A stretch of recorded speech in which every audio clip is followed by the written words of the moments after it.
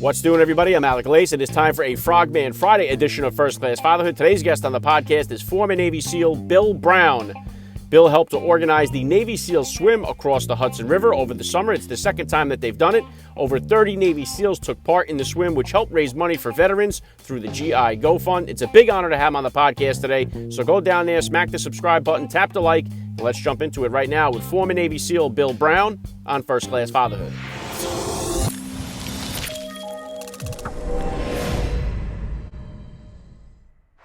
Joining me now, First Class Father, Bill Brown. Welcome to First Class Fatherhood. Great to be here. Thanks for having me. All right, let's kick it off like this. How many kids do you have? How old are they? Well, I got two that I know about. One's a beautiful 6-year-old girl, and then I got a 21-year-old son. Wow, okay. You going for any more? You got 1 and 1. Are you all done or what? Well, I like having fun, so you never know. If you could, Bill, please just take a minute here to hit my listeners with a little bit about your background and what you do. Hey, I'm a prior team guy, served our country honorably for 8 years. I'm kind of like a big cheerleader. I got love for men and women who put it on the line for our country. I put together a swim with a couple other good guys across the Hudson. We swam to the Statue of Liberty. We did 100 pushups, 22 pullups to celebrate our nation's freedoms and civil liberties. Then we hit up Ellis Island. We did 100 pushups, 22 pullups to honor all the men and women who came to our country for a better life, celebrate our nation's diversity. And we swam all the way to Northcote Marina this year, and we got a bunch of American flags because I'm always holding that flag high. And we swam to the 9/11 memorial. And we did 100 push-ups, 22 push-ups to honor all the men and women who lost their lives on 9/11. And at the same time, it's with the GI Go Fund, and we raised a bunch of money to help other vets. So it was a great thing. It was an epic time, and with other team guys, you know. Yeah, I watched the event, the way they covered it on Fox there. I thought it was a tremendous event. I've had Pete Hegseth on the show and a number of the SEALs that were involved in it. So I think that was great to see. It was the second year that you guys did it, so I thought it was so cool to watch. And how old were you, Bill? Would you say about how old were you when you first became a dad, and how did becoming a father kind of change your perspective on life? I was 22. Definitely changed my my perspective in my scope of how I view everything. All of a sudden, I have almost like I had a mission, and I had a mission to do my best to provide and protect, to guide and to teach and to love. And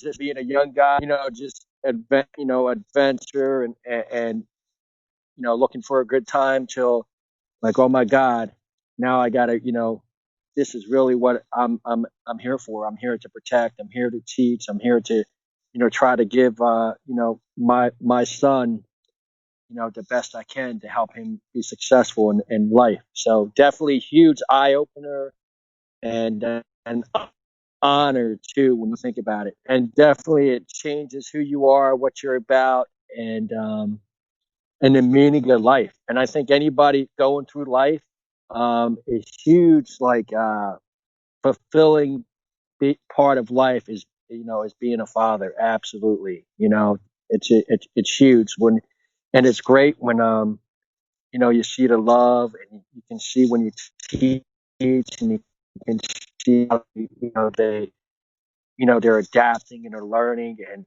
it's like it's epic, man. It's epic. Yeah, very well said, Bill. And I know one thing that's very important. Like as growing up myself, sons, one of the big things is they're always looking up to their father. They're always trying to impress their father and trying to get his approval. And I know that could be. I mean, when your dad is a Navy SEAL and has the background of somebody like you, that could be a tall order to live up to. So, how was that relationship with your son growing up? Now that he's 21, was there anything like that where he was always trying to prove himself to you, or did you have any kind of conflict like that while he was growing up? I think one of the beauties about having kids too is that they're so different, and something like a beauty that maybe I didn't see before, and makes me a lot more well-rounded because their interests and their passions are so different than my own. And is I think that's kind of neat in a way because I know for me, I know initially with my I'm big into that lifestyle. It's a huge part of who I am now. I'm big into like combative sports and things like that, very aggressive type of sports and activities. And my son is, he's definitely, he's definitely a young man. He's definitely, an alpha man in his own way, but his passions are a lot different than mine. So at the same time, it's like to see somebody awesome in a different way. And I think less boring and more interesting too. I think that's one of the transitions too, because you're like, okay, like I know for years I had him in wrestling and I had him in wrestling, and it's like he wasn't a bad wrestler, but I could tell that just wasn't his love. I grew up wrestling and for years, and I was like, and then you realize, okay, and you find out, okay, this is what he's about. This is what makes him happy, and it's like, and and I think the transition period, being learn a lot about life, not just by teaching, about compromise. And I think just trying to do your best, no matter what happens, to be there, and give consistent guidance and love when you can. And and so that's what I do now. I almost look at it now. It's like my daughter, she's 5, and she's definitely, all, it's a great age because they totally, it's beautiful because you're the coolest thing in the world. But right now with my son, he's a young man. It's different. But what I try to do is with both of them, I try to consistently give them love and at the same time give them guidance when I can. And it's like one of the things I don't give up on. It's like no matter what, I'm going to try to teach them and guide them the best I can. So it's pretty cool. Yeah, good stuff, Bill. What would you say about discipline? What type of disciplinarian are you as a dad, and is that different than the discipline style that you grew up with? When I was a SEAL for the like first 6 years of my son's life, I was never there, And then when I came back and I got out, my transition was a little tough, and I think a lot of guys are tough too. And I think maybe I was a little too tough on my son. And I look back at it now, like if I could rewind the clock, it was like, all right, I'd be a little more laid back. And it's kind of funny. You learn about being a father. Like I think with my daughter, I'm actually a lot better father now than when I was with my son because I kind of went through the process. I think there's times where you gotta be a disciplinarian. Like you gotta say, look, you're making a big mistake. Like this isn't acceptable. Like that's part of your job too. I think I did a really good job about helping my son when he was in high school, like staying on his grades every day, checking his grades online when he was messing up, saying, "Hey, what's going on? How come this assignment's not turned in, or what happened on this test?" Like he knew I was there. And I think that was really good. I was good on that. I think one of the things I could have done a little better. He had some friends that not bad guys necessarily, but when they were together, they were making a lot of bad decisions and kind of putting themselves in high risk situations. And I think maybe I could have had a little more finesse when I was trying to distance those relationships. I think, so yeah, I think maybe I'm getting a little more older, or maybe I was kind of through the process a little bit. But I think with my daughter, I'm a little more laid back and I'm a little more persuasive than kind of like than when I was with my son. So I think being a father, you learn, man. You learn, and you learn and you adapt. And it's kind of funny. You think with a kid that, you know, you think with a kid that you're going to be steering the ship, but it's really not the case. You think you have so much control, and and in the end, like right now, I'm kind of like a coach with my son. I'm a coach. Yeah, good stuff, Bill. And I know I seen when you were doing the swim there. I always see you wearing your cross there. Is your faith a big part of your life, and how did kind of your faith come into play in your parenting? Uh, my I kind of look at Jesus Christ. He gave his life, for others, and and that and that type of love and that type of sacrifice means a lot to me. And so I wear that cross to kind of help me realize that love and sacrifice go together, and just a reminder that it kind of helps ground me out. I can tell you the truth. I make mistakes like any man, but I try to get my compass back north when I can. And the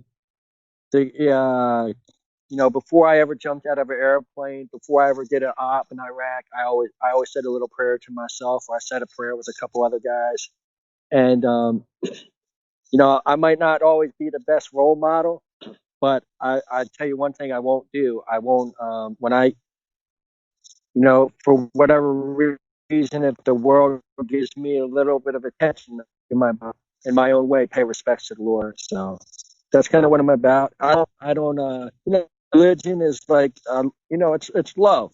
You know what I mean? And sometimes you'll see a guy, he's with a girl, and you're like, how how's that couple work? But you can, for whatever reason, they're really into each other. They love each other. So who am I to say that that's not right? And it's the same thing I think with religion. Everybody's relationship with God is different. And my relationship with God is, one of the ways I pray to God is, sometimes I'll come out at night, say a prayer, in the backyard, and I'll do a bunch of push-ups or pull-ups. And some of my workouts, I'll be honest with you, I get real intense because I think it kind of brings me closer to God. And because I think God wants me to be smart. I think He wants me to be educated. I think He wants me to be in shape. That's one of the reasons why I try to maximize myself, my potential capacity. I went to law school. I went to the SEAL teams. They say, your body's your temple. So I try to do the best I can.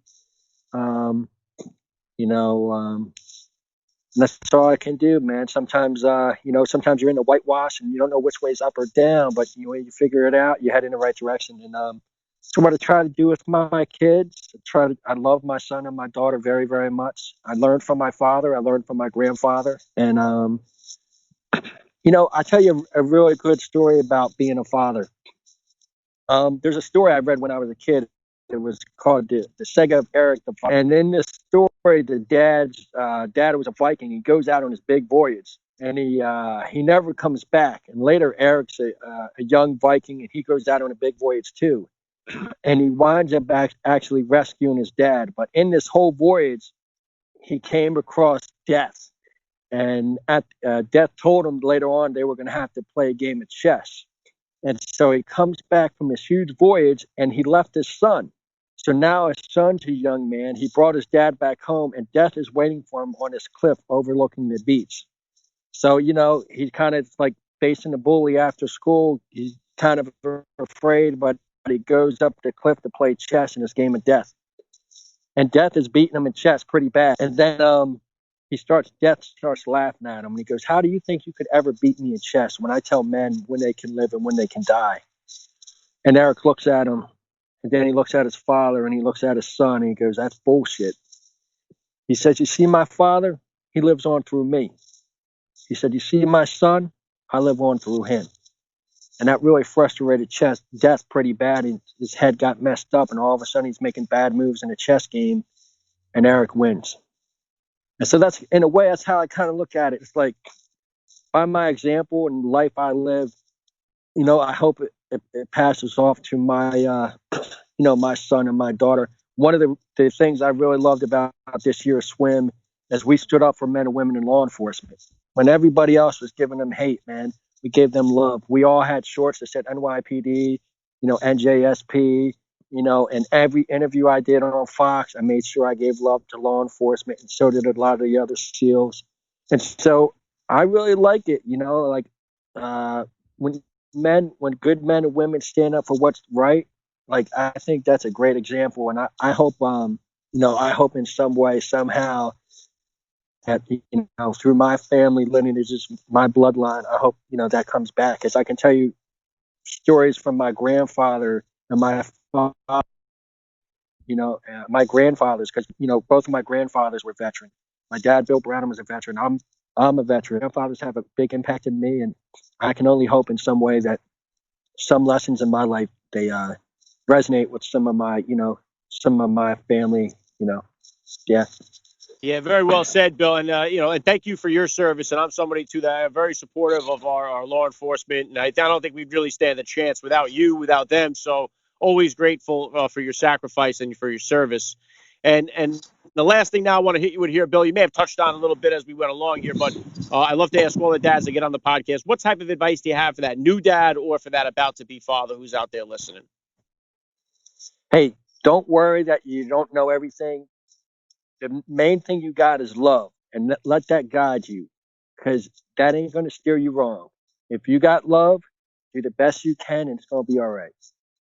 Yeah, very well said. I love the message. This has been an honor for me. I got to say, Bill Brown, you're a first class father all the way. And thank you so much for giving me a few minutes of your time here on First Class Fatherhood. Honor to be with you. Thank you.